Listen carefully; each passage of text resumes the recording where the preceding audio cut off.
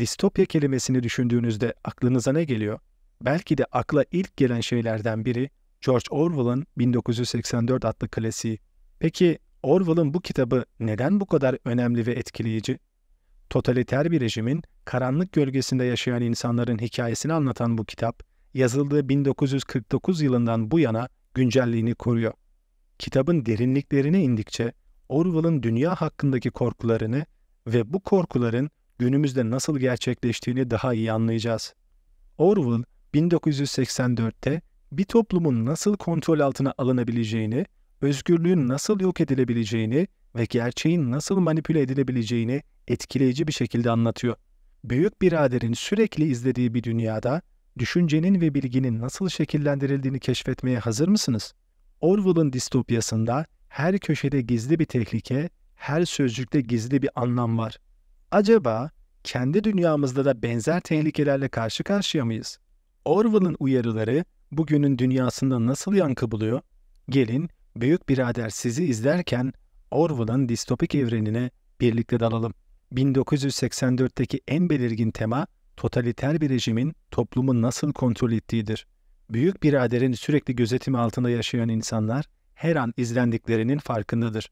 Orwell, savaş barıştır, özgürlük köleliktir, cahillik güçtür sözleriyle totaliter rejimlerin nasıl çelişkili sloganlarla halkı manipüle ettiğini gösterir. Günümüzde teknolojinin gelişmesiyle birlikte bireysel mahremiyetin ne kadar azaldığını düşünelim. Sosyal medya, güvenlik kameraları ve hatta telefonlarımızın bizi izlediği bir dünyada Orwell'ın öngörüleriyle karşı karşıya değil miyiz? Bizi izleyen gözler her yerde. Ama biz ne kadar farkındayız? Orwell, 1984'te dilin düşünceyi nasıl şekillendirdiğini ve kontrol edebileceğini gösterir. Yeni söylem, Okyanusya'nın resmi dilidir ve insanların düşünme kapasitesini kısıtlamak ve hükümetin propagandasını yaymak için yaratılmış bir dildir. Amacı, bireylerin hükümete karşı düşünmesini engellemek ve isyan etmelerini imkansız hale getirmektir. Yeni söylem, kelimelerin anlamlarını değiştirerek ve kelime hazinesini daraltarak insanların farklı düşünme biçimlerini ortadan kaldırmayı hedefler. Örneğin, özgürlük kelimesi sadece kölelikten özgürlük anlamında kullanılır. Çünkü başka bir özgürlük anlayışı yoktur. Bu tarz örnekleri rahatlıkla çoğaltabiliriz.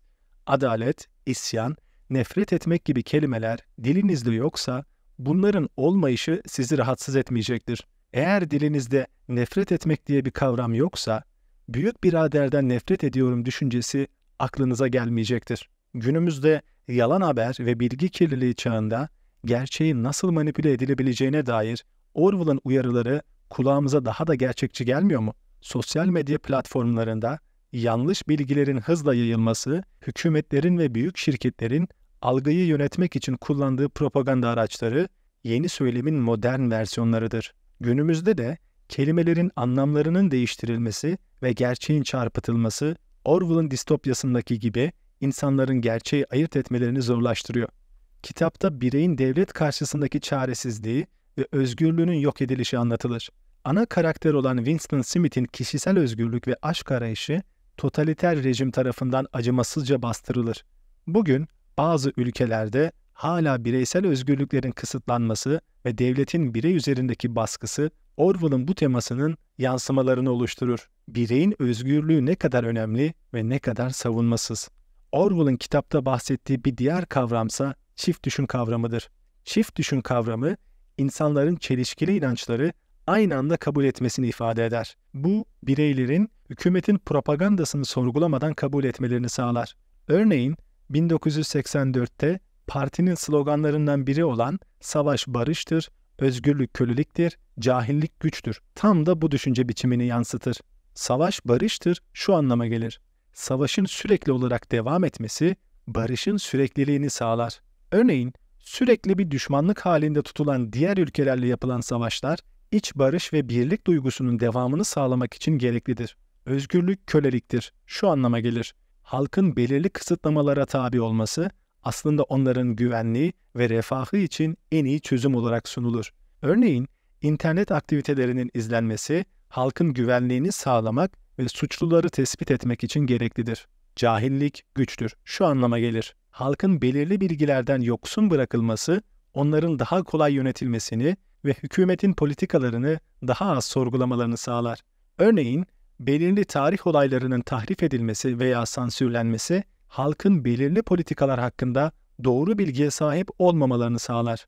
Yani çift düşünle insanlar savaşın barış getireceğine, özgürlüğün aslında kölelik olduğuna ve cahilliğin güç verdiğine inanmak zorunda bırakılır. Günümüzde medyanın ve politikacıların çeşitli açıklamaları karşısında Orwell'ın bu kavramının ne kadar geçerli olduğunu fark ediyoruz.